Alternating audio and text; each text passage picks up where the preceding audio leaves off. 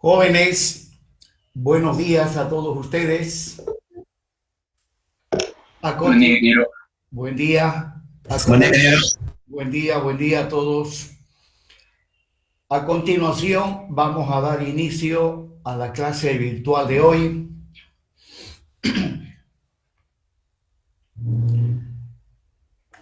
En esta materia hay inscritos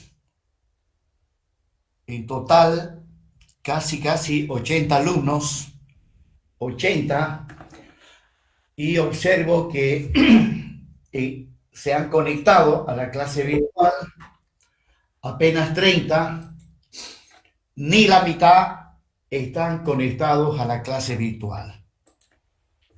Pues bien, de aquí en adelante les comunico que voy a controlar la asistencia.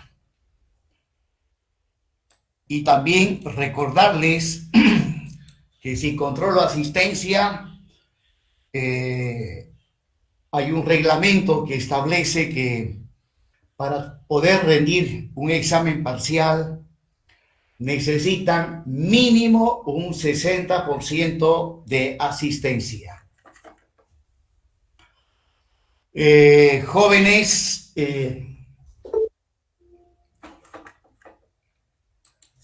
ya hemos fijado la fecha del primer examen parcial. ¿Alguien me hace recuerdo qué fecha hemos marcado? No, ingeniero, todavía no hemos fichado fecha. Uy, caramba, me olvidé entonces olímpicamente. Digo que esta clase vamos a fijarse. Muy bien, entonces hoy es sábado 22 de octubre 2022. Bueno, pues de aquí a 10 días, ¿qué significa eso en el calendario? Veamos por acá. El próximo sábado es 29, 7, 8, 9, 10. Cabalingo. El primero de noviembre, bueno, parece que es feriado, ¿no? Ingeniero, ajá, eso le iba a decir. No, mentira, sería bueno pues el sábado 5. Claro, obviamente, pues si es feriado, pregunto si es feriado el martes 1 de noviembre. Creo que feriado No es en el 2. bueno, entonces lo vamos a rendir el 5 de noviembre. Ya está dicho. Ya, muchas gracias, ingeniero. Tienen 2 semanas. Les comento que si me van a pedir postergación, les aviso de antemano, no va a ser posible, porque les estoy dando bastante tiempo para que estudien el primer examen parcial. para el primer examen parcial. Bien, jóvenes, entonces pues ya tengo las 7:15, tiempo suficiente para que se hayan conectado todos a la clase virtual. Hoy vamos a abordar e iniciar el segundo tema. El segundo tema, ya que esta materia básicamente comprende de 3 temas grandes. Método de los trabajos virtuales, y ahora nos toca ver el método de las fuerzas. En esta materia, el objetivo principal de esta materia es aprender a analizar, calcular estructuras hiperestáticas. Por algo, el título de esta materia es hiperestática. Sin embargo, hemos perdido valioso tiempo viendo el método de los trabajos virtuales. Digo que hemos perdido por el hecho de que este tema de los trabajos virtuales está en el programa analítico de la materia de mecánica racional. No me acuerdo la sigla de esa materia, ¿no? Ahí está, si no me equivoco, está en el cuarto semestre esa materia. Parece que es CIP 224. Bueno, ahí ustedes deberían haber visto el método de los trabajos virtuales, ya que si ustedes consiguen el programa analítico de CIP 224, no estoy muy seguro de la sigla, van a ver que en esa materia tenían que haber visto durante todo un semestre método de los trabajos virtuales. Les han dado otra cosa, pues les engañaron, les tomaron el pelo. ¿Y saben qué? Solamente a los tontos les toman el pelo. Ustedes no se han fijado su programa analítico y decirle, querido ingeniero, ¿qué pasó? El programa dice esto y usted nos está dando otra cosa. ¿No les parece que tienen el derecho de reclamar? Pero por ahí alguien me dijo, ingeniero, en vano usted está reclamando y haciéndose mala sangre a los estudiantes de ahora. Cuanto menos les dé, es mejor. Si les dan algo facilito, mejor. En mis tiempos no era así, era todo lo contrario, ¿no? Si el docente no enseñaba bien, afuera lo sacábamos en mis tiempos. Y bueno, bien, jóvenes, entonces de una vez menos palabras y vamos para adelante. Nos toca ver el método de las fuerzas aplicado al análisis de estructuras hiperestáticas.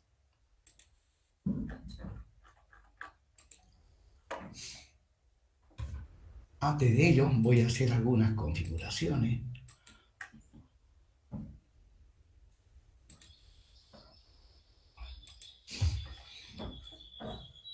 Bien, ahora sí.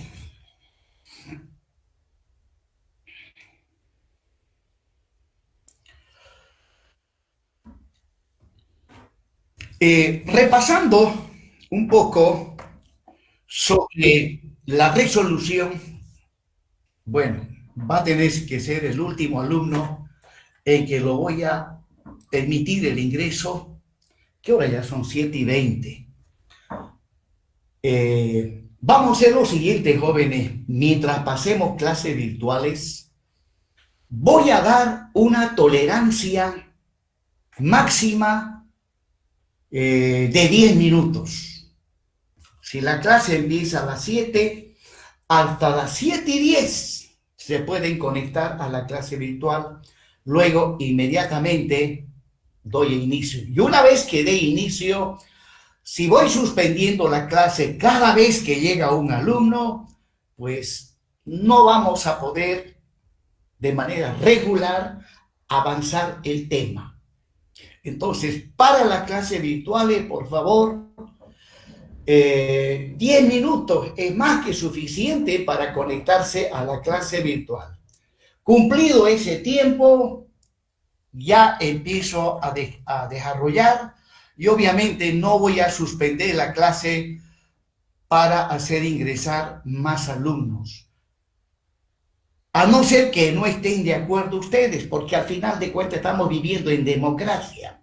Pongámonos de acuerdo. Entonces, pregunto, ¿están de acuerdo con que el paro dure hasta fin de año? Me estoy confundiendo. ¿Están de acuerdo con que la tolerancia máxima sea 10 minutos? ¿Qué dicen ustedes? Sí, no, sí, sí. Muy bien. Entonces, el pueblo aprobó y eso se aplica. Adelante, jóvenes. No, entonces. Alguien quiso hablar, parece. Hable nomás, estamos en democracia. Cada quien tiene derecho a expresar sus ideas, sus pensamientos, sus opiniones. Parece que no. Algunos son tímidos y no quieren decir nada. Bueno, a veces también hay un dicho que dice, pues, en boca cerrada no entra mosca. Listo. Damos inicio entonces a la clase de hoy.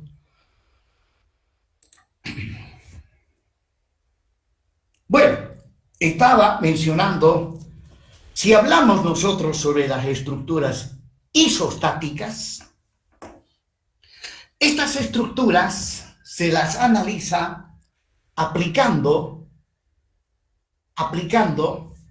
esta es la primera clase, voy a nomás tener que recibir, pero avisándoles, y llegaron muchos, Bien, admitir a todos. Bueno, después le avisan a ustedes a sus compañeros lo que el acuerdo al que hemos llegado.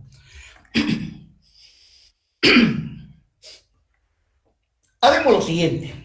Vamos a esperar hasta las 7:30. Son 7:23. 7:23 porque una vez que inicio no suspendo la clase. Tenemos 7 minutitos para dialogar. Bueno, pues dialoguemos sobre lo que iba mencionando. Esto no, si alguien está grabando, no es necesario que grabe lo que vamos a hablar en este momento.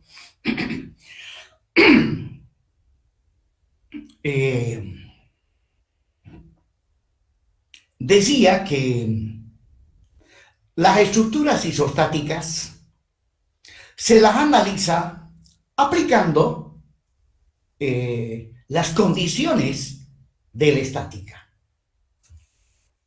Desde el punto de vista vectorial, son dos las condiciones de la estática para cualquier tipo de estructura isostática. La primera condición de la estática establece que la resultante de todas las cargas externas que soporta una estructura tiene que ser igual a 0. ¿No? Bueno, ustedes ya han llevado ISO 1, ISO 2, saben, pero estamos haciendo una previa charla hasta que llegue las 7:30. La segunda condición de la estática establece que con respecto a un determinado eje,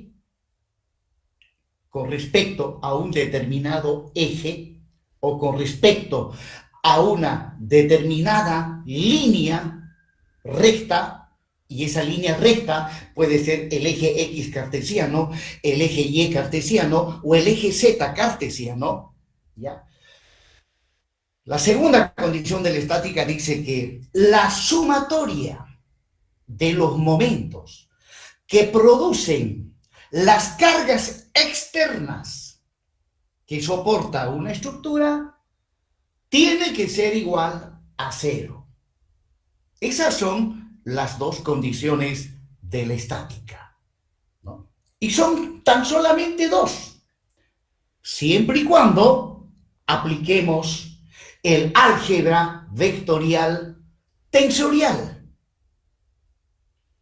Pero sabemos que lamentablemente esa materia tan importantísima para la formación de un ingeniero civil, hace unos 30 años atrás la eliminaron. Alguien que dijo que esa materia estaba por demás. Bueno, no puedo decirles quién fue porque desconozco. Pero sí me acuerdo que varios ingenieros docentes reclamaron airadamente, entre ellos el ingeniero Luis Alberto Solís, y también mi persona como docente en esos tiempos reclamamos, pero no nos dieron importancia. Bien, entonces, dado que ustedes lamentablemente no llevaron la materia de álgebra vectorial tensorial, entonces, pues, las estructuras isostáticas, para resolverlas, tenemos que utilizar, en el caso más general, 6 ecuaciones o 6 condiciones de la estática. 6 condiciones de la estática. Las primeras 3 condiciones se refieren a la sumatoria. Dice, la sumatoria de las componentes en X de las cargas externas que actúan sobre una estructura tiene que ser igual a 0. La segunda, la sumatoria de las componentes en Y de las cargas externas que actúan sobre una estructura tiene que ser igual a 0. La tercera, la sumatoria de las componentes en Z de las cargas externas que actúan sobre una estructura tiene que ser igual a 0. Y luego vienen las últimas 3, que establece que la sumatoria de los momentos que producen las componentes en Y y las componentes en Z de las cargas externas con respecto al eje X tiene que ser igual a 0.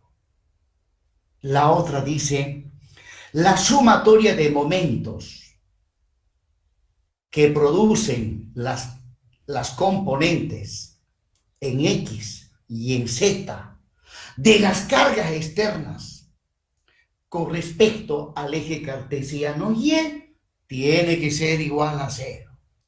Miren, ya me estoy cansando. Son pues 6 condiciones, cuando con tan solamente 2 se puede resolver cualquier estructura isostática. Y la tercera se refiere a la sumatoria de momentos con respecto al eje Z. Y en este caso, con respecto al eje Z, las que producen momento son las componentes en X y las componentes en Y de las cargas externas que actúan sobre la estructura. Bueno, y habrán observado ustedes que cuando estamos resolviendo estructuras isostáticas, siempre se cumple que el número de incógnitas es siempre igual a el número de ecuaciones de la estática. Es siempre igual a el número de ecuaciones de la estática.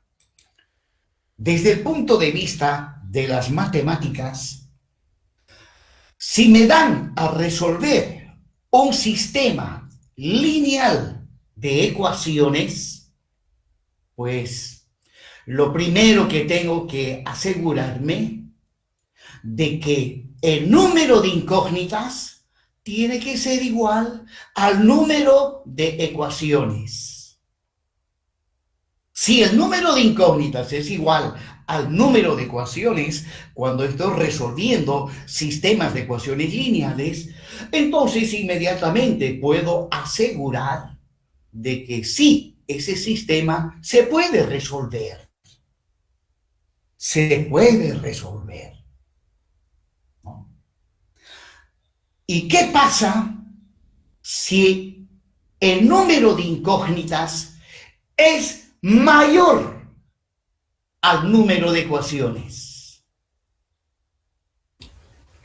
¿Qué El pasa? sistema de ecuaciones no tiene solución. No, no, ¿ya? ¿Cómo dijo ingeniero? Disculpa. Bueno, esto es matemática. Si el número de incógnitas es mayor al número de ecuaciones, ¿Tenemos infinitas soluciones? eso mismo tiene infinitas soluciones. Infinitas soluciones, ¿no? ¿Y cómo se resuelve de esas infinitas soluciones? ¿Cómo se obtiene una solución? Asumiendo valores. Asumiendo ciertos valores a las incógnitas que están por demás. A las que están por demás. O bien, dependiendo del problema que yo esté abordando, ¿ya?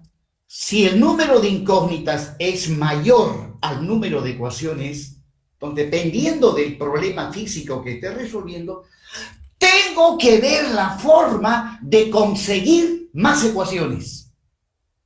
Tengo que ver la forma de conseguir más ecuaciones.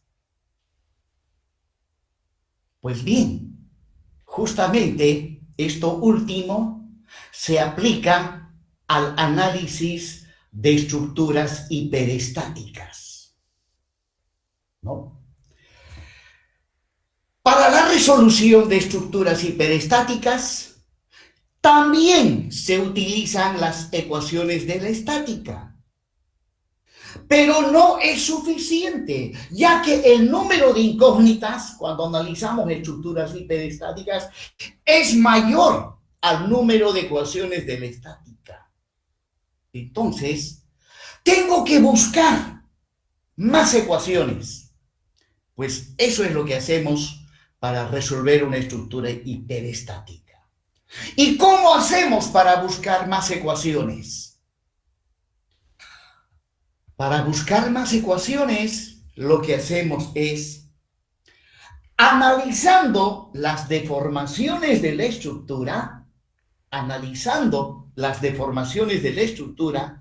logramos obtener más ecuaciones, ¿no? Entonces, en eso del análisis de las deformaciones para encontrar más ecuaciones, ahí vamos a utilizar el método de los trabajos virtuales. Porque ya vimos que el método de los trabajos virtuales nos permite calcular deformaciones. Bueno, eso como una pequeña charla preliminar del tema que damos inicio el día de hoy, 22 de noviembre. Bien, jóvenes, entonces empezamos la clase. Para los que llegaron de último, hoy por ser una de las primeras clases virtuales y de aquí en adelante, para conectarse a la clase, tienen 10 minutos de tolerancia, de 7 a 7:10. Los alumnos que llegaron tarde como lo hicieron hoy, seguramente van a tener que perder la clase o buscarlo al compañero que graba las clases para que puedan verlo. Pero eso implica también tiempo. Bien, jóvenes. Bien, Entonces, vamos a ver nosotros a continuación el método de las fuerzas aplicado al análisis de estructuras hiperestáticas. Actualmente al método de las fuerzas también se le denomina método de las flexibilidades. Más adelante vamos a ver por qué se le llama método de las flexibilidades. Bien, bueno, vamos a volver a hablar algo sobre las estructuras isostáticas. Ahí me estoy planteando un pórtico isostático, ¿no? Identifico los nudos de ese pórtico, eso hay que hacerlo. Conocer qué carga actúa sobre esa estructura isostática. Y bueno, una vez definido la geometría y las cargas, inmediatamente pasamos a el cálculo de las reacciones en los apoyos. Y bueno,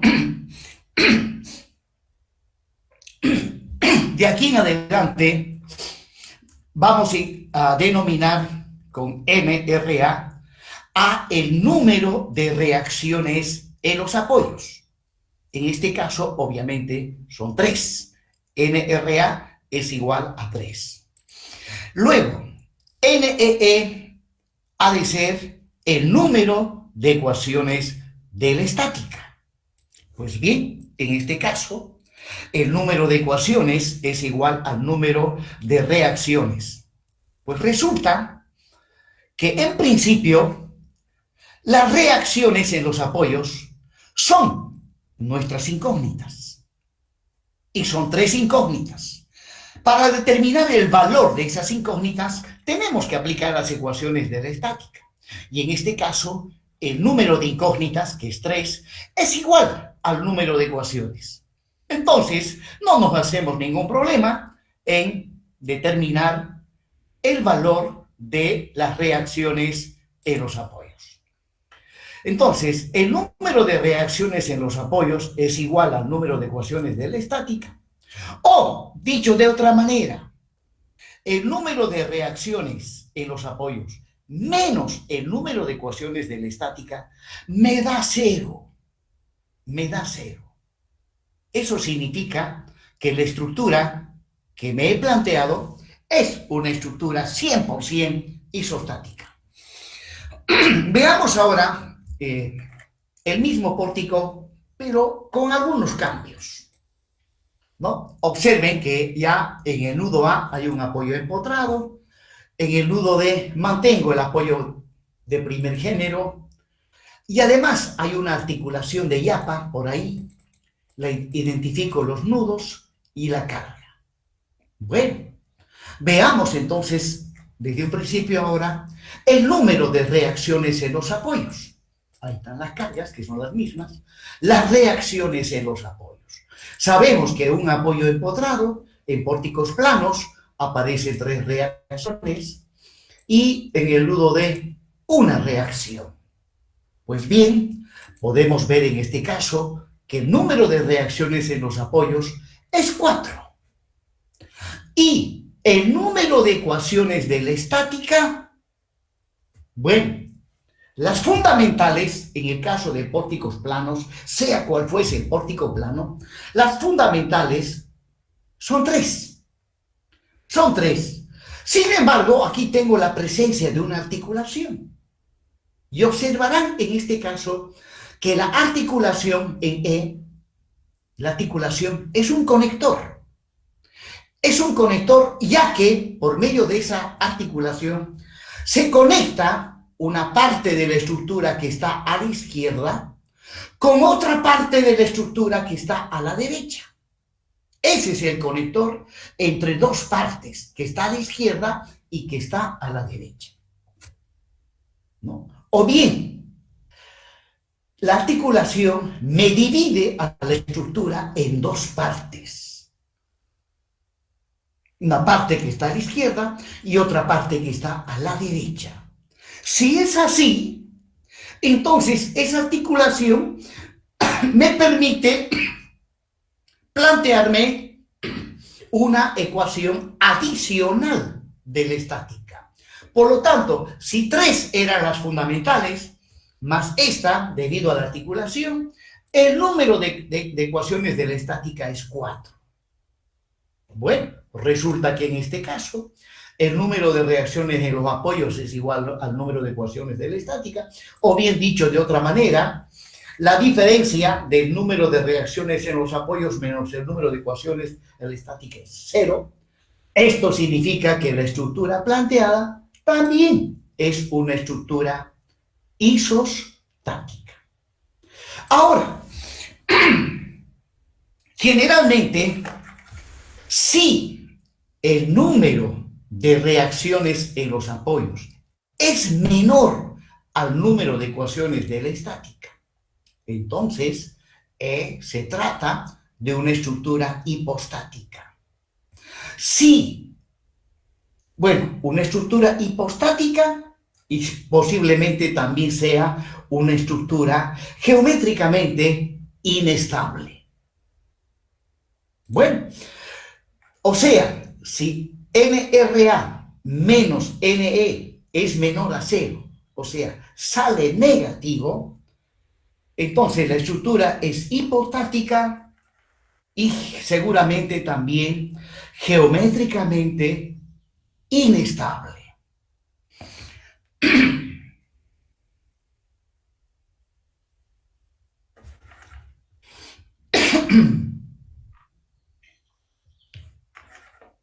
Bueno, nadie me pregunta, ingeniero, por favor, ¿será que podría explicar qué diferencia hay entre una estructura hipostática y otra que es geométricamente inestable? Bueno, ya que no preguntaron ustedes, yo les pregunto a ustedes, ¿cuál es la diferencia entre estos dos? Entre una estructura hipostática y una estructura geométricamente inestable. Porque si no preguntaron es porque seguramente todos lo saben. Pero de todas maneras me voy a asegurar si realmente saben. Entonces, esa es la pregunta. ¿Cuál es la diferencia entre una estructura hipostática y una estructura geométricamente inestable?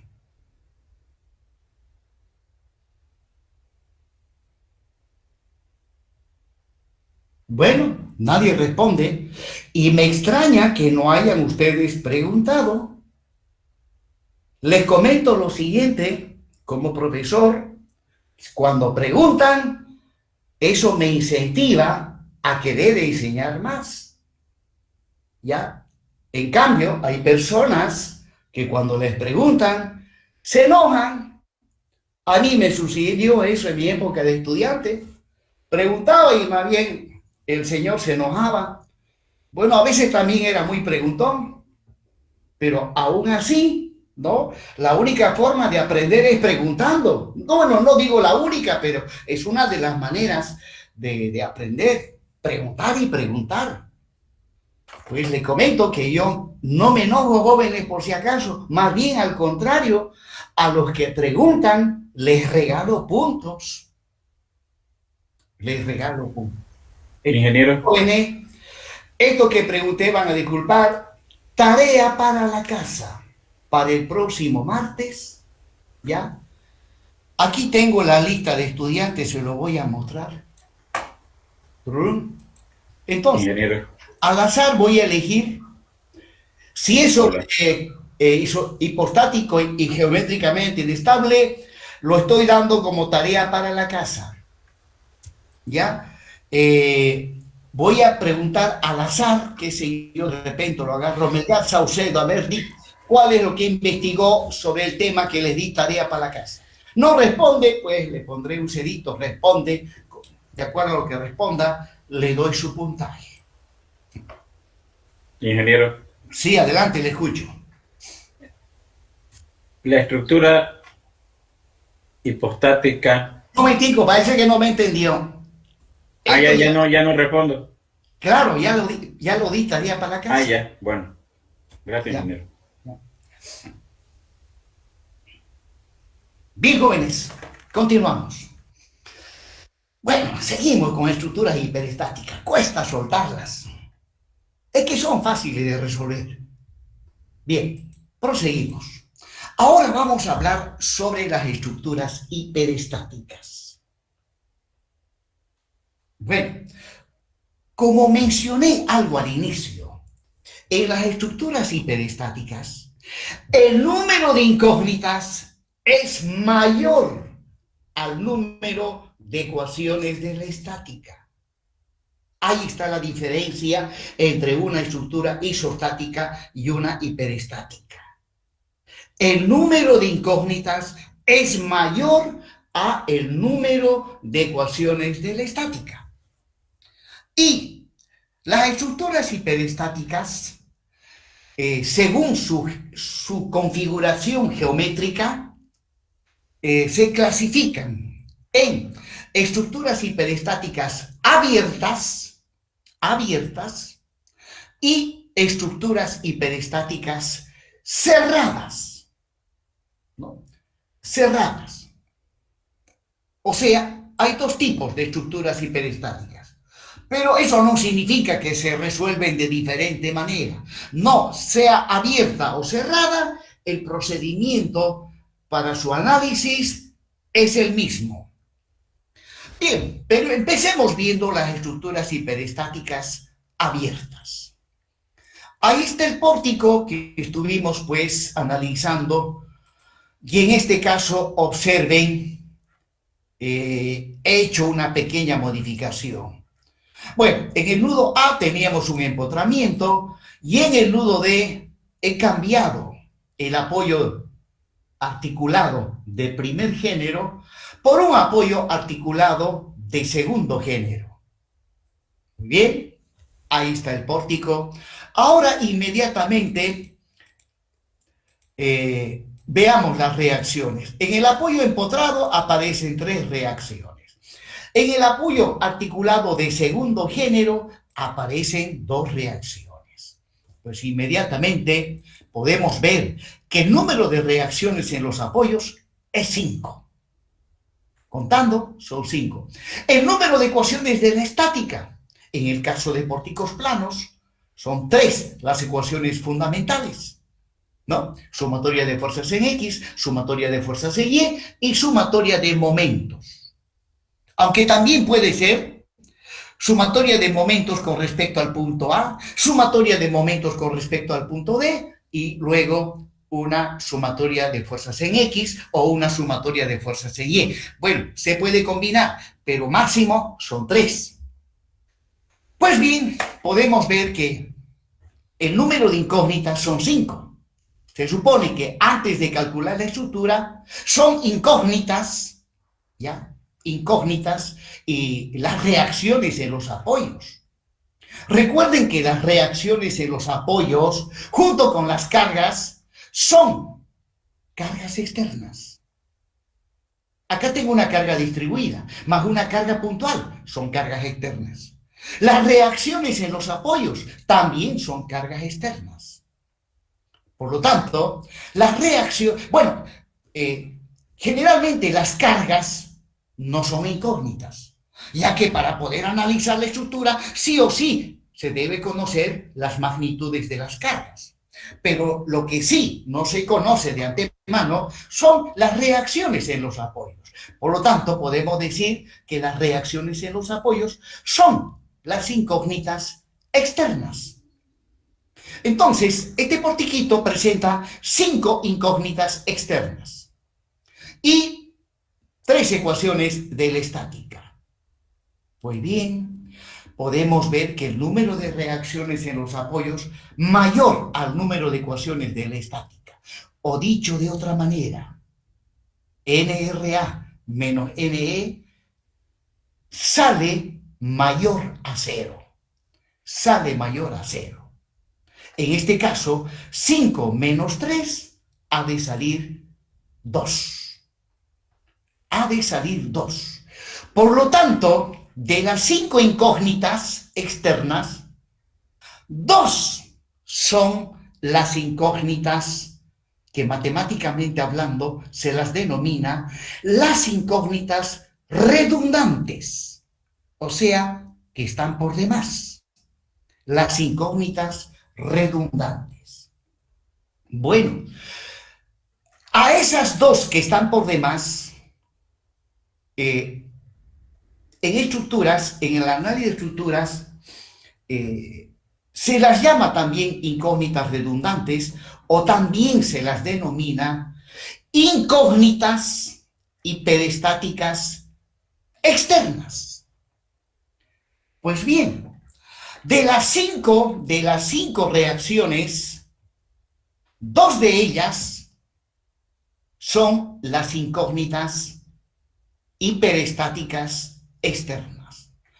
Y la pregunta, de estas cinco, repito, dos de estas cinco son las incógnitas hiperestáticas externas. ¿Cuáles? ¿Cuáles son?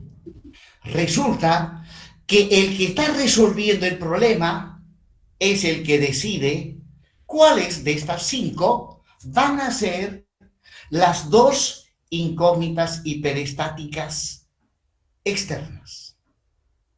Se recomienda elegir a los momentos flectores. Entonces, una de mis incógnitas hiperestáticas externas sería el momento m sub a3. Y luego la otra tendría que ser una fuerza.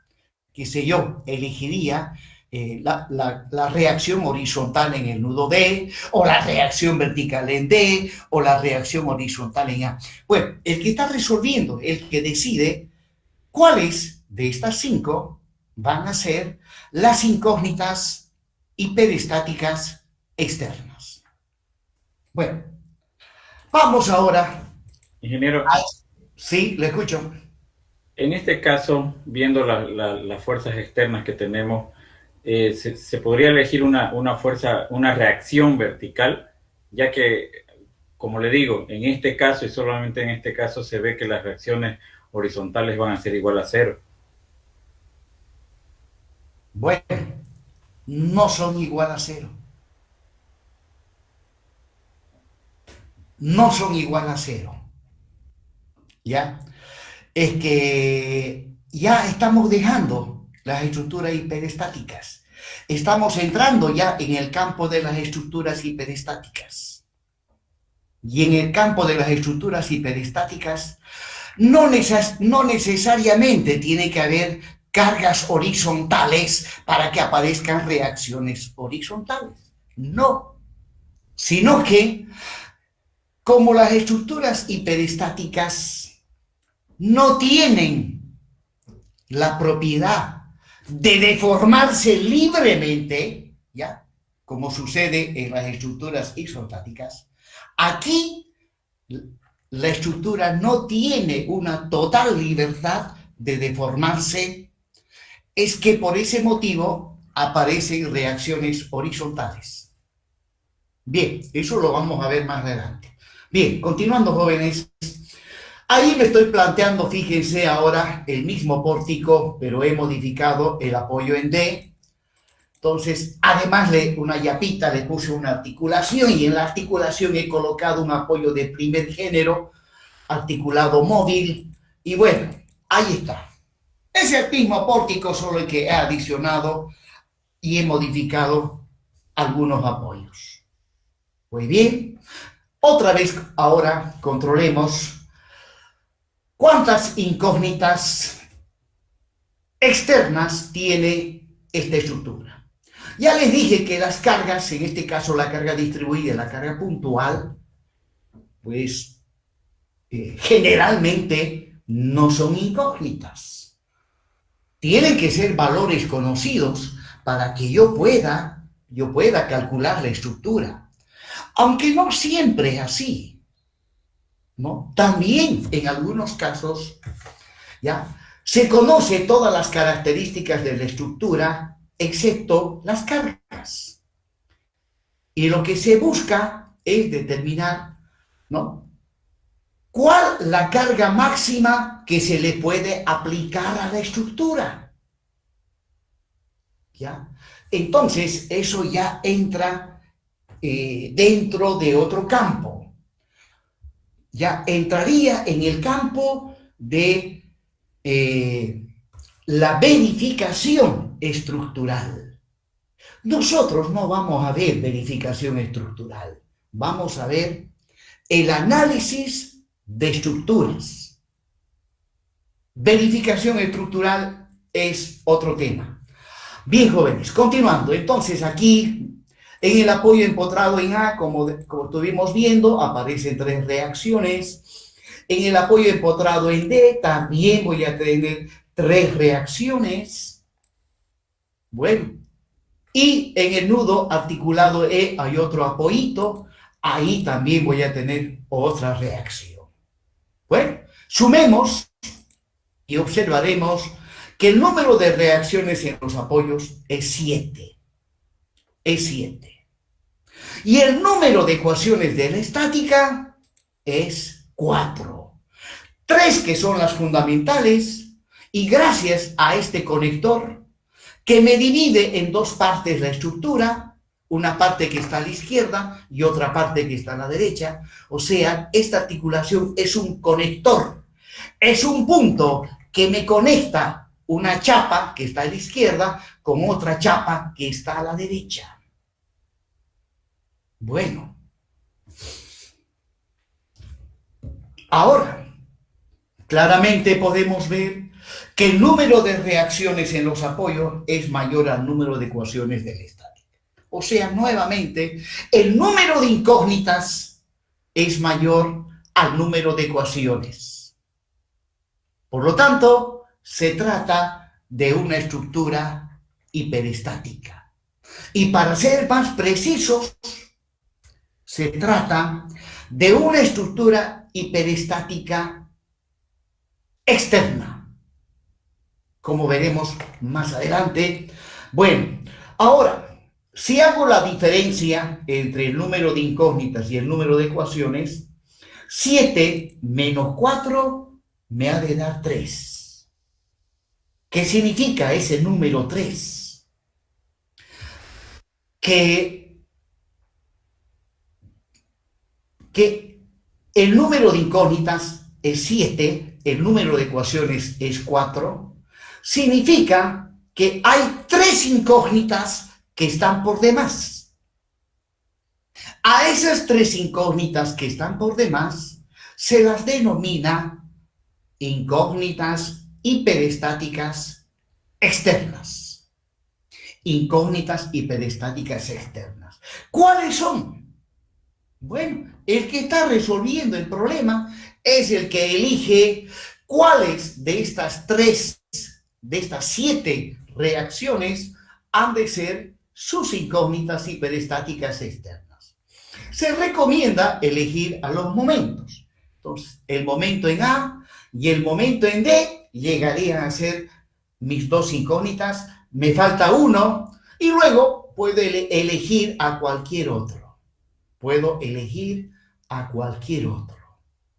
Sin embargo, hay que tener muchísimo cuidado al elegir las incógnitas hiperestáticas externas.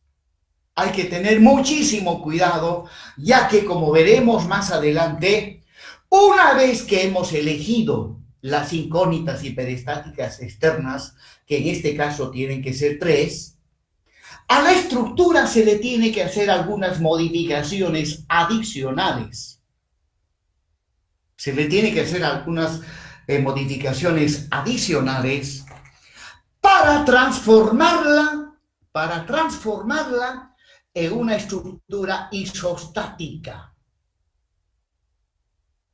Bueno, y resulta que si ustedes no han elegido adecuadamente las 3 incógnitas hiperestáticas, luego, al transformarlas, en vez de obtener una estructura isostática, van a obtener una estructura hipostática o una estructura geométricamente inestable. Y eso no puede ser, no puede suceder. Si yo me doy cuenta, y obviamente se tienen que dar cuenta que las 3 incógnitas que eligieron les da como resultado una estructura hipostática, entonces tienen que volver para atrás y elegir a otras que no les lleve hacia una estructura hipostática. Bueno, jóvenes, no sé si se habrán dado cuenta, aquí también se aplica isostática. Para resolver una estructura hiperestática, ya del 100% de trabajo que hay que hacer, 90% es resolución de estructuras isostáticas. Resulta, veamos, por ejemplo, volviendo a la izquierda, NRA menos NEE me salió 2. Me salió 2. Bueno, ¿qué significa el número 2? Que de estas 5 reacciones, a 2 debo elegir y a esas que he elegido se las denomina incógnitas hiperestáticas externas. Son 2. Resulta que para resolver este portiquito lo tengo que transformar en 3 pórticos isostáticos. Volviendo a la derecha. NRA menos NE me sale 3. ¿Qué significa el 3? Que de estas 7 reacciones, 3 tienen que ser elegidas como las incógnitas hiperestáticas externas. Y también significa que para resolver este portiquito hiperestático, tengo que resolver 3 más 1 es 4. 4 pórticos isostáticos tengo que resolver. Y en el lado izquierdo, 2 más 1, 3. Para resolver este pórtico hiperestático, tengo que resolver 3 pórticos isostáticos. O sea, al final de cuentas, todo es isostática. De ahí que el primer día de clase les dije, repasen isostática, repasen. E inclusive algunos no solamente tendrían que repasar, sino estudiar por su cuenta, porque lamentablemente muchos factores, y principalmente el COVID y las clases virtuales, han perjudicado los conocimientos que tendrían que tener a estas alturas para vencer hiperestática sin ningún problema. Por eso es que siempre digo, el que sabe isostática ya lo tiene por aprobado hiperestática. La clave es allí, isostática. Bien, jóvenes, ahora resulta que, pues, para cada estructura hiperestática podemos calcular esto que se llama el grado hiperestático externo. El grado. Bien, el grado hiperestático externo, que le vamos a identificar con GH, grado hiperestático externo, es igual al número de reacciones en los apoyos menos el número de ecuaciones de la estática. Por lo tanto, yo puedo decir que para el pórtico que les estoy mostrando a la izquierda, el grado hiperestático externo es 2. Para el pórtico que está a la derecha, su grado hiperestático externo es 3. Por lo tanto, comparando ambos pórticos, el de la derecha es más hiperestático que el de la izquierda. Y bueno, desde el punto de vista de la estabilidad de una estructura, ¿cuál será mejor? ¿El de la izquierda o el de la derecha?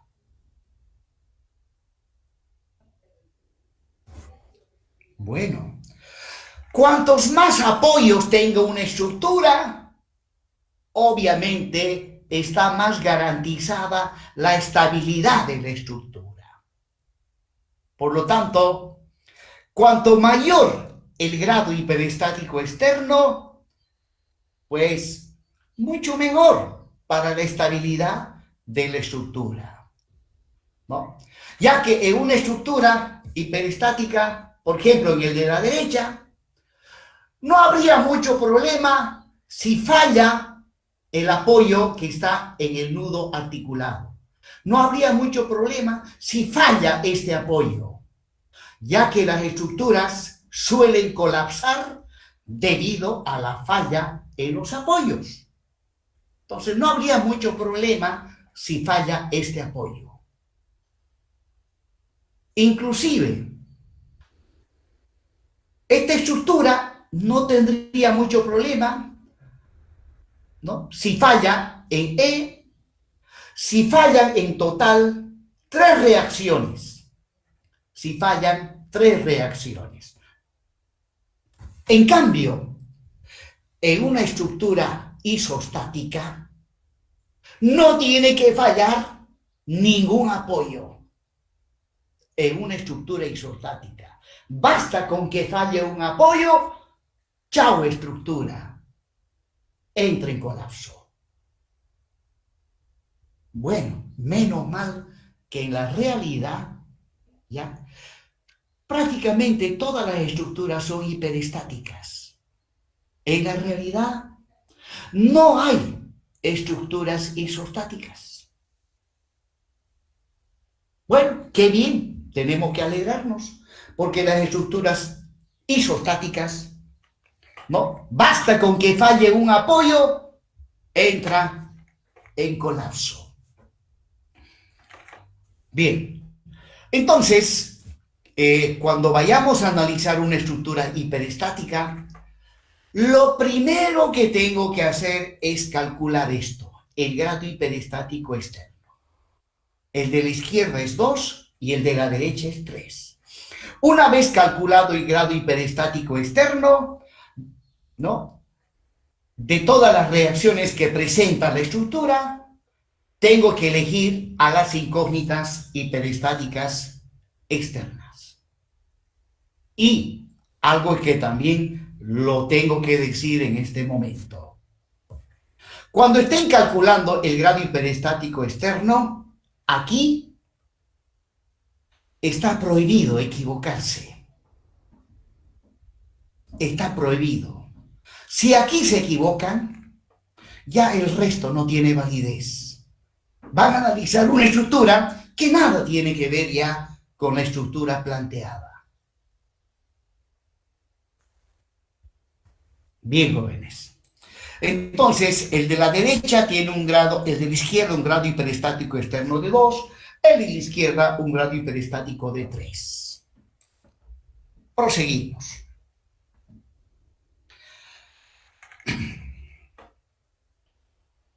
Bueno, observo también que nadie me pregunta, el ingeniero, ¿por qué dice estructura hiperestática abierta? Usted dijo que también hay cerradas. ¿Cuál es la diferencia? ¿Cuál es la diferencia? Bueno, se denominan estructuras abiertas, ¿ya?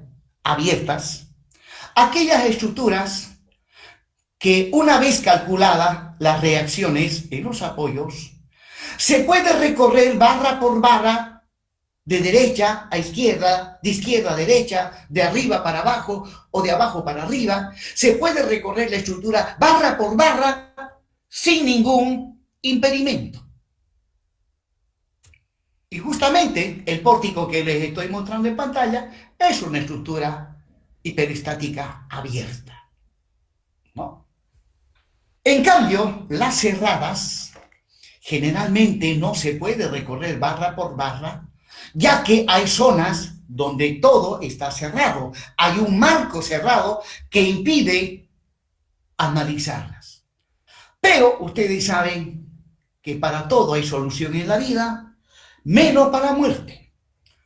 Ya veremos cómo se analizan las estructuras hiperestáticas cerradas. Por ahora empezamos con las abiertas. Bien. El grado hiperestático externo, número de reacciones en los apoyos, que son 5, ecuaciones de la estática es 3, es 2 en este caso, ¿no? O sea, voy a tener 2 incógnitas hiperestáticas externas. de estas 5 reacciones, a 2 de ellas tengo que elegir como mis incógnitas hiperestáticas externas. ¿Cuáles? Pues bien, veamos ahora. Elijo, bueno, a las que voy a elegir les voy a cambiar de nombre. Como van a ser incógnitas, entonces utilizo la letra X.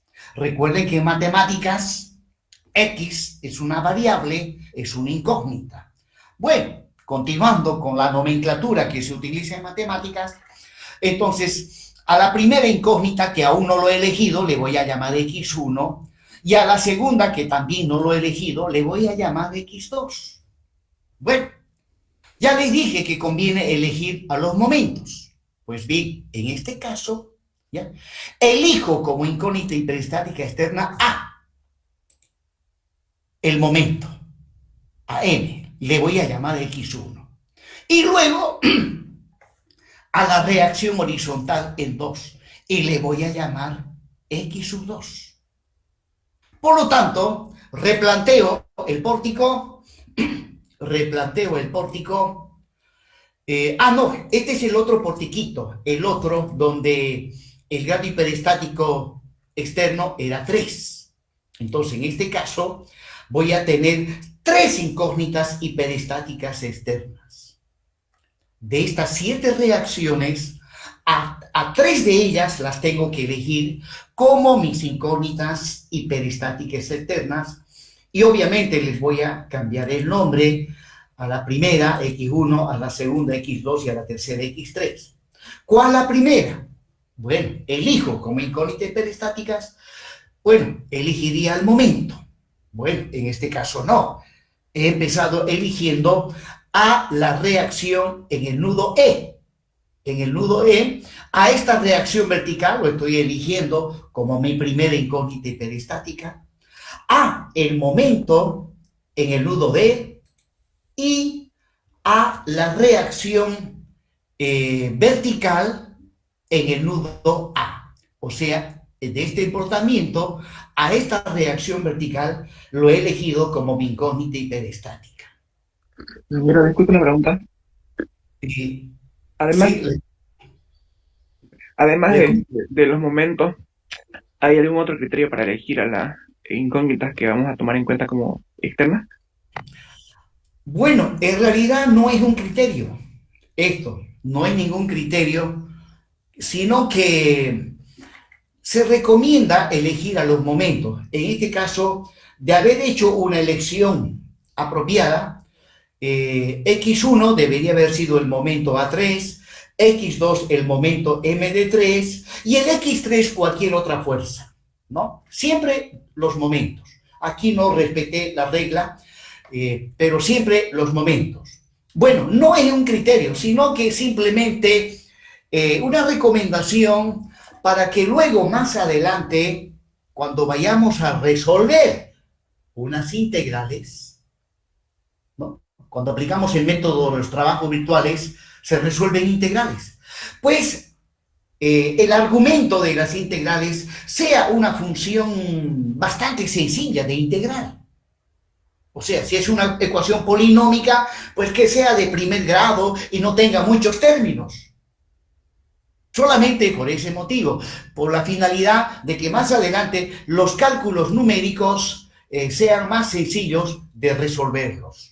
Y eso se consigue eligiendo a los momentos como las incógnitas hiperestáticas externas.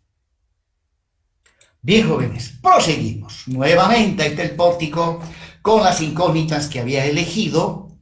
Y ahora, bien, ahí está la reacción RA1, la reacción RA2 y el momento, pues ahora al momento le llamo X1. Vamos a la otra. A esta la elegí también como incógnita hiperestática y la llamo X2. Y luego ya vienen las otras que no han sido elegidas. Lo mismo acá, ese es X1, luego viene, ese es el X3, y luego ahí viene disculpen, ahí viene el X2, ¿no? Bueno,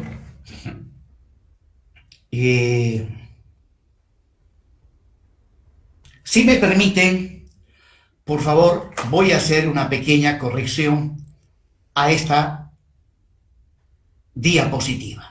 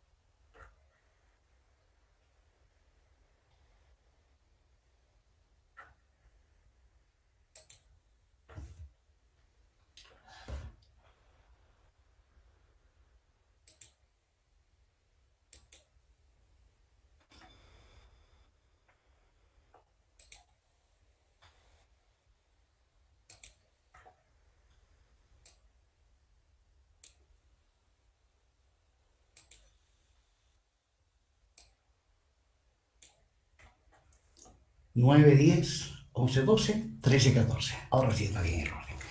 Bueno, observarán ustedes que he borrado las otras reacciones. Y en ambos pórticos he borrado eso. Y he colocado solamente aquellas reacciones que han sido elegidas como incógnitas y peristáticas. Pues eso es lo que se tiene que hacer. Ya no se muestran las otras reacciones, sino aquellas reacciones que han sido elegidas como incógnitas y peristáticas. Entonces, voy a iniciar nuevamente esta diapositiva. Empezamos. Bien, hasta ahí habíamos llegado y ahora habíamos elegido como incógnitas y peristáticas a el momento en el nudo A y a la reacción horizontal en el nudo D. Entonces, el momento en el nudo A y la reacción horizontal en el nudo D. Solamente tengo que mostrar las incógnitas y peristáticas externas. Ya que de aquí en adelante, para analizar este pórtico hiperestático, ¿ya? X1 y X2 se las va a considerar como si fuesen cargas externas propiamente dichas. O sea, de aquí en adelante, a X1 y a X2, aunque son reacciones en los apoyos, pero no las vamos a considerar como reacción propiamente dicho, sino como cargas. Cargas que deforman a la estructura, así como la carga distribuida y esta carga puntual me deforman a las barras AB y BC. Más adelante vamos a ver qué deformaciones produce X1 y qué deformaciones produce X2. Lo mismo en el caso del otro pórtico, ¿ya? Una vez seleccionado las incógnitas y peristáticas, ya dibujo el pórtico planteado, pero ya no mostramos todas las reacciones, sino aquellas reacciones que han sido elegidas como incógnitas y peristáticas externas. Bien, ahora hablemos de las estructuras hiperestáticas cerradas. Bueno, en la vida real, la mayoría de las estructuras hiperestáticas, la mayoría son cerradas. Pues veamos, ahí tengo el pórtico, observen la configuración de este pórtico, identifico los nudos, ahí están las cargas. Y listo. Pues bien, observen que sí, una vez calculadas las reacciones en los apoyos, el siguiente paso consiste en analizar barra por barra la estructura. Pues en este caso, no habría ningún inconveniente en analizar la barra AB, es una barra en volado, la barra CD, que también es una barra en volado. También no habría ningún inconveniente si ya tengo las reacciones en el nudo G, no habría inconveniente en analizar la barra GE, de manera similar la barra HF. Pero luego, aquí hay un marco cerrado, donde, ¿cuál sería la siguiente barra a agarrar? De manera que la pueda aislar. Imposible. La barra en volado AB la puedo aislar y analizarla. Lo mismo la barra CD, la aíslo como una barra libre en un extremo y empotrado en su extremo izquierdo. Lo mismo las barras GE y HF se las puede analizar. Pero luego, aquí hay un panel que está cerrado. No hay un impedimento para poder analizar las barras que forman este marco cerrado. Bueno, entonces ahí están las reacciones en los apoyos e inmediatamente calculemos el grado hiperestático externo. Es número de reacciones en los apoyos menos el número de ecuaciones de la estática. Tengo 3 reacciones y para pórtico plano 3 son las ecuaciones fundamentales. Por lo tanto, el grado hiperestático es 0. ¿Qué significa esto? Que el pórtico es isostático. Para ser más exacto, el pórtico planteado es externamente isostático. Externamente es isostático. Ya que tengo 3 incógnitas, tengo 3 ecuaciones, no habría ningún impedimento en calcular estas reacciones. Pero luego, cuando pasamos a analizar barra por barra, aquí hay un marco que está cerrado y bueno, hay un impedimento para poder analizar a las barras que forman este marco. Pues bien, tenemos que hacer lo siguiente. Ahí está el pórtico. Y cuando se tiene estructuras o pórticos cerrados, la única solución consiste en abrir. Hay que abrir la parte o las partes que están cerradas. Y para abrir hay que hacer un corte, ¿no? Un corte quirúrgico, diríamos, con un bisturí de espesor infinitesimal. De espesor infinitesimal. ¿Ya? Entonces tengo que abrir la estructura y para abrir tengo que hacer un corte.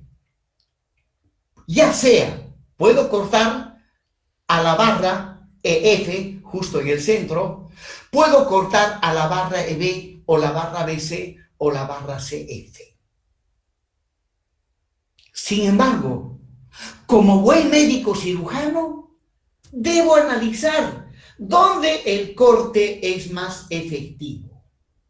Efectivo desde el punto de vista de que el pórtico sea más fácil de resolverla. Bueno, un criterio que se aplica para hacer el corte, si la estructura es simétrica, hacer el corte sobre el eje de simetría. En este caso, justamente, el pórtico planteado es simétrico. Su eje de simetría estaría pasando por donde estoy mostrando con el puntero del más. Justo a la mitad está su eje de simetría. Por lo tanto, lo ideal es cortar a la barra EF justo en el centro de esta barra, o bien cortar a la barra EF justo en el centro de la barra. ¿No? Ahora, si la estructura no es simétrica, también hay otros criterios.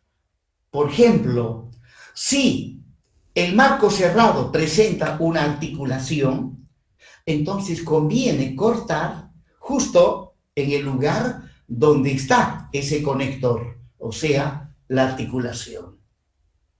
Bueno, en este caso, ya. Bueno, este es otro pórtico donde estoy mostrando una articulación. O sea, voy a analizar dos pórticos con algunas pequeñas diferencias al mismo tiempo. Ahí está. Ahí tengo las reacciones en los apoyos. Y ahora calculemos el grado hiperestático externo, que ya saben ustedes que es igual al número de reacciones en los apoyos menos el número de ecuaciones de la estática.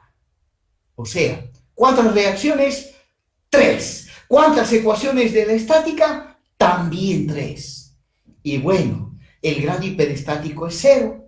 Entonces, de manera similar al pórtico que está a la izquierda, este pórtico es externamente isostático, ya que sus 3 reacciones se calculan sin ningún problema, porque en pórticos planos siempre vamos a tener 3 ecuaciones fundamentales de la estática.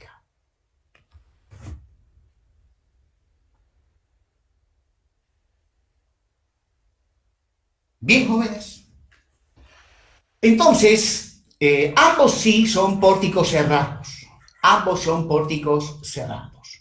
Continuemos con el primero y el segundo. Ambos son pórticos externamente isostáticos.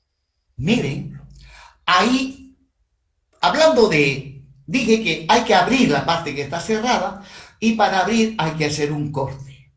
Por ejemplo, cerca del nudo B y sobre la barra BC, podría aplicar un corte. Cortar y dividir la barra BC en 2 partes. También podría hacer un corte cerca del nudo C, o bien podría cortar ahí, en fin. El que está resolviendo el problema es el que decide dónde ha de realizar el corte.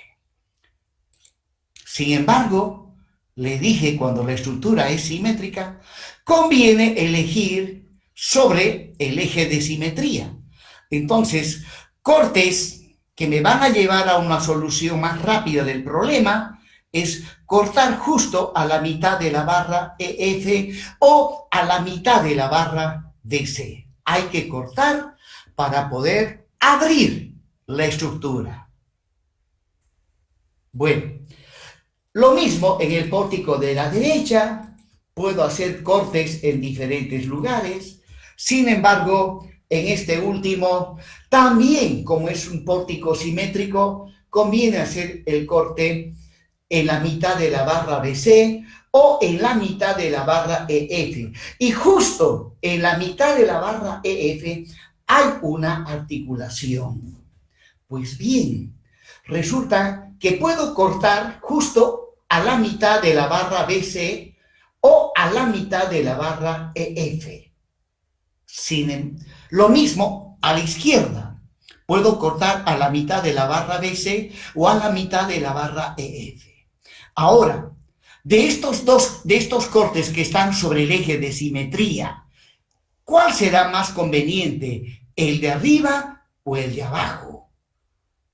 Pues resulta que para este pórtico cualquiera de los dos da lo mismo, pero a la derecha no da lo mismo hacer el corte a la mitad de la barra BC o hacer el corte a la mitad de la barra EF. En este caso, conviene hacer el corte donde está la articulación. ¿Por qué? Porque en una articulación no hay momento. No hay momento. Bien, proseguimos. Miren, para el primer pórtico he decidido hacer el corte justo a la mitad de la barra EF.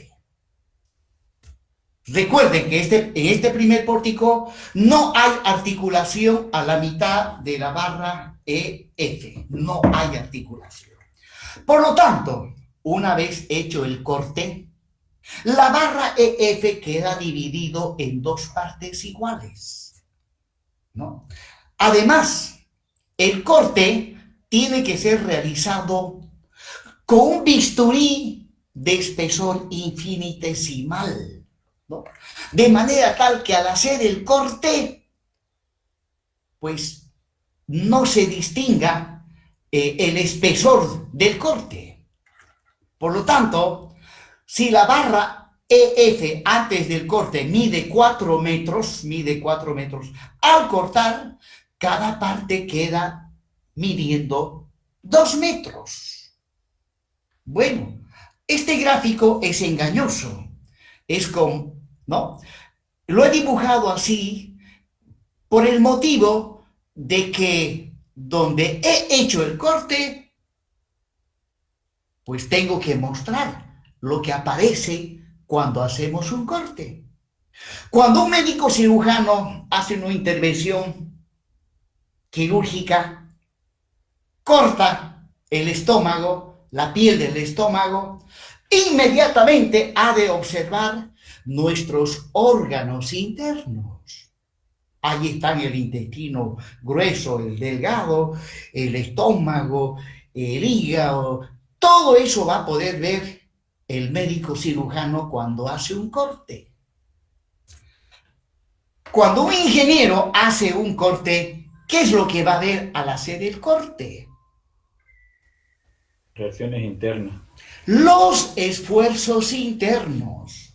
Entonces, en este caso, vamos a ver inmediatamente los esfuerzos normales, los esfuerzos que le voy a llamar X1, el esfuerzo de corte que le voy a llamar X2 y los momentos flectores que le voy a llamar X3. Resulta que al hacer el corte, inmediatamente sobresalen los esfuerzos internos que hay en ese punto donde hemos hecho el corte, ¿no? Y esos esfuerzos internos no son datos conocidos, son incógnitas. Por eso los estoy identificando. Al normal le he llamado X1, al cortante le he llamado X2 y al momento le he llamado X3. ¿Ya? Estos esfuerzos que aparecen al hacer el corte son incógnitas y les vamos a llamar incógnitas hiperestáticas internas.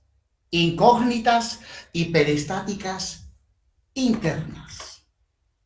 Bueno, y obviamente siempre van en pares, ¿no? Esto es resultado de la aplicación de la tercera ley de Newton, ¿no? Cuando una parte entra en contacto con otra parte, ¿no? Acá a la izquierda tengo una parte, a la derecha tengo una parte. Si los vuelvo a juntar, al entrar en contacto, el uno le aplica una acción al otro y el otro inmediatamente reacciona con otra acción de igual magnitud, pero de sentido contrario. Esa es la tercera ley de Newton. Y bueno, al entrar en contacto, no solamente aparecen una sola acción, aparecen, en este caso, 3 acciones internas. Bueno, se les llama incógnitas hiperestáticas internas. Por lo tanto, ¿no? X1, X2, X3, en este caso, son las incógnitas hiperestáticas internas. O dicho de otra manera, el grado hiperestático interno es igual a 3. El grado hiperestático interno es igual a 3. Proseguimos. Ahí está el otro pórtico donde ustedes recordarán. Bueno, en este pórtico he hecho el corte en la articulación. Ya les dije que los cortes preferentemente se deben realizar sobre el eje de simetría. Y en este caso he elegido realizar el corte donde había una articulación. Pues bien, al hacer el corte, la barra EF queda dividido en dos partes e inmediatamente se observa los esfuerzos internos. Ahí voy a tener como esfuerzos internos el normal, que le llamo X1, el esfuerzo de corte, que le voy a llamar X2, y no hay momento. Obviamente, en una articulación no hay momento. Por lo tanto, en este caso, voy a tener solamente dos incógnitas hiperestáticas internas. O en otras palabras, el grado hiperestático interno es 2. Aquí voy a tener solamente dos incógnitas. En cambio, a la izquierda, tres incógnitas. Obviamente, esto lleva más tiempo de resolverla que esta otra que tiene menos incógnitas hiperestáticas internas. Bien, ahora hablemos del grado hiperestático total. GHE es la simbología para representar el grado hiperestático total. GHE, recordarán ustedes, es el grado hiperestático externo. GHI, el grado hiperestático interno.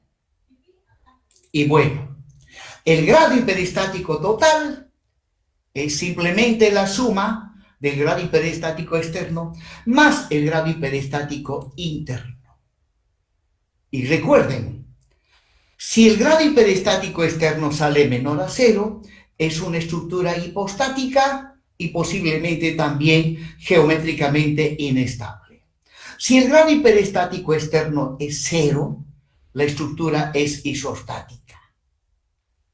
Y si es mayor a 0, si GHE es mayor a 0, se trata de una estructura hiperestática.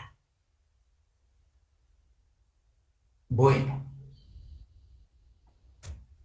aquí tendría que adicionar que para que la estructura sea 100% hiperestática, el grado hiperestático total siempre debe ser mayor a 0. El grado hiperestático total siempre tiene que ser mayor a 0.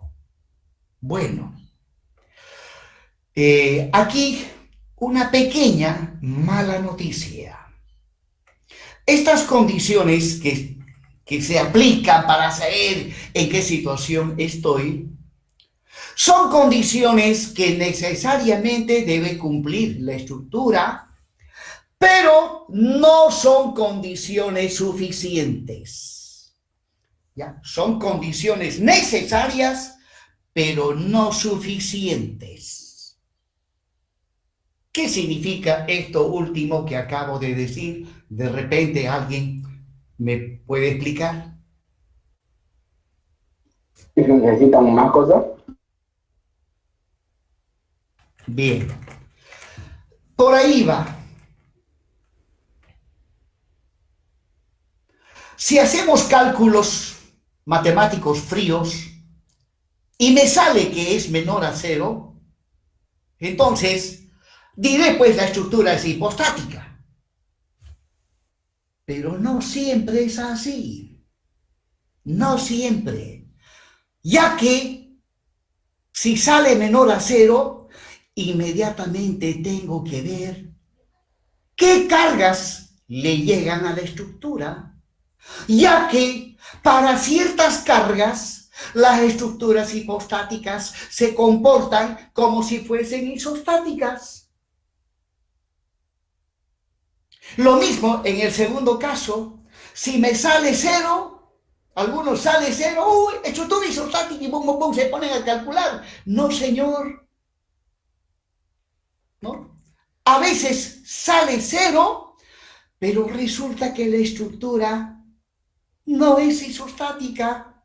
Sale geométricamente inestable. ¿Y cómo sé que es o no geométrica inestable? Pues tengo que observar la configuración geométrica de la estructura y aplicar mis conocimientos de isostática. O sea, estas son condiciones necesarias, pero no suficientes. Entonces, y para saber y para estar plenamente seguro en qué situación estoy, hay que aplicar lo que ustedes han visto en isostática. Bien, jóvenes, con esto he concluido la primera parte correspondiente a el método de las fuerzas. Continuamos el próximo martes. Veamos a ver si pues hay solución al paro indefinido, ¿no? Al respecto, bueno, ya hemos concluido la clase, pueden dejar de grabar. Y la fecha de examen también ya lo hemos definido, es una fecha totalmente impostergable. Y... Ingeniero, sí, buen día. buen día. Yo ingresé unos 10 minutos a la clase. ¿Podría repetir la fecha de examen, por favor? Es el 5 de noviembre. El 5 de noviembre. Bien, jóvenes, estamos en paro, pero a veces hay que analizar como personas inteligentes que somos y estudiadas, ¿no? Hay un dicho que se cumple en la sociedad nuestra como seres humanos, y se cumple bastante. Dice: el vivo vive del tonto y el tonto vive de su trabajo. Es un adagio que se cumple en la realidad, ¿no? Resulta que estamos en paro. Yo apoyo el paro porque se requiere ya no más hacer el censo, porque de esa manera Santa Cruz, que cada vez su población va creciendo, ha de recibir mayores ingresos. Pero ingresos que lo van a manejar los políticos, desgraciadamente, lo van a manejar los políticos. Y estos señores, pues, les gusta el dinero ajeno. Si alguien me dice que no, que lo que estoy diciendo es falso, pues significa que todavía no conoce el mundo en que vivimos. Bueno, bien, todos apoyamos el paro, y si digo todos, también es mentira. No todos están apoyando. Algunos de boca afuera sí están apoyando, pero por dentro siguen trabajando. Sus fábricas no dejan de funcionar. A sus obreros los han hecho dormir en la fábrica, ¿no? Ustedes se quedan, van a trabajar. Entonces, a mi criterio, eso no está bien. Si vamos a entrar en paro, pues todos paremos, y así el paro ha de ser más contundente, ¿no? Es que no podemos ser ciegos a la realidad.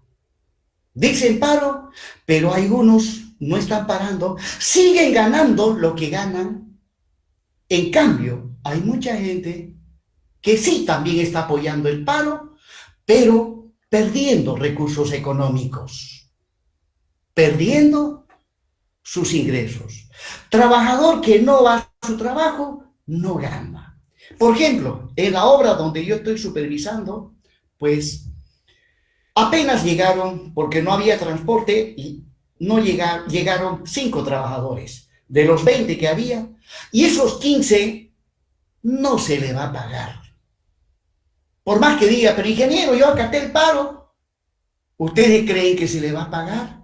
No, no se le va a pagar.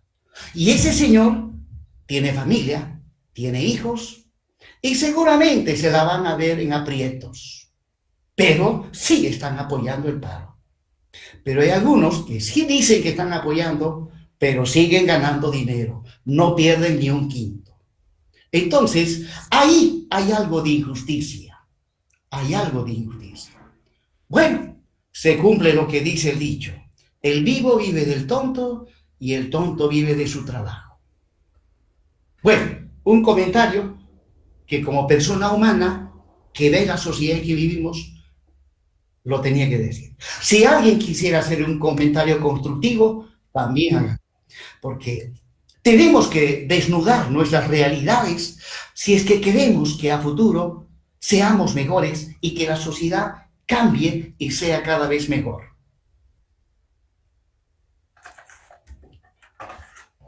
Ingeniero, Sí, le escucho. buenos días, ¿me escucha?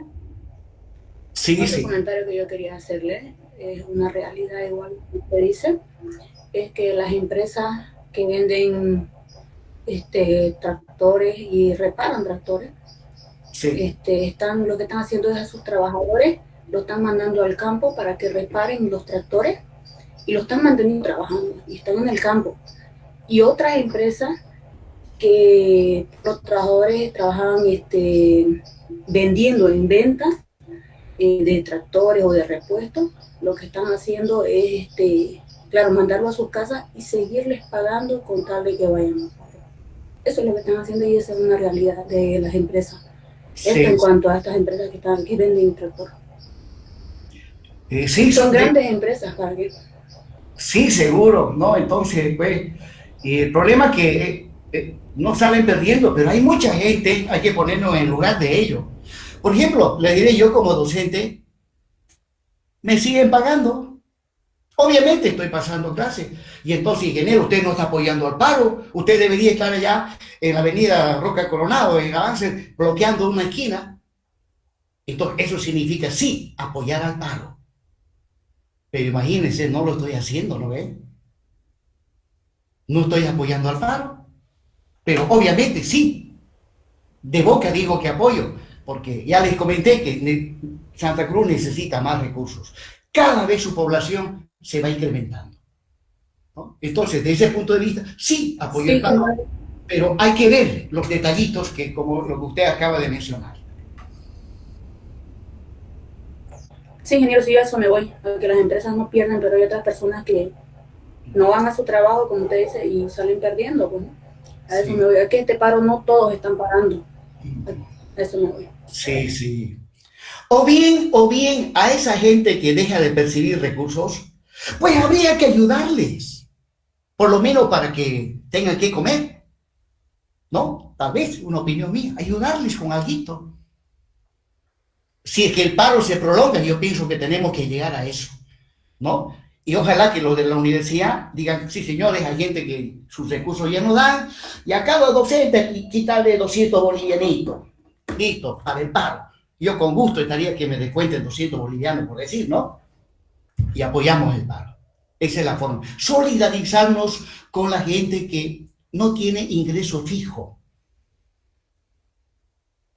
Bien, jóvenes, no es más, continuamos el día martes. Hasta Ingeniero, hoy. una Sí, preguntita. adelante. ¿Hasta qué tema va a entrar el examen? ¿Cómo dice? ¿Hasta qué tema va a entrar el examen de ingeniero? ¿Hasta qué tema el examen, me dice? No le escuché bien. No, es un solo tema. Método de los trabajos virtuales, todo lo que hemos visto, método de los trabajos virtuales. Ya. Perfecto. Muchas gracias. Bien, jóvenes, me despido. Hasta luego, hasta el próximo martes. Hasta luego, ingeniero. Hasta luego, ingeniero. Hasta luego. Hasta el martes. Hasta el martes.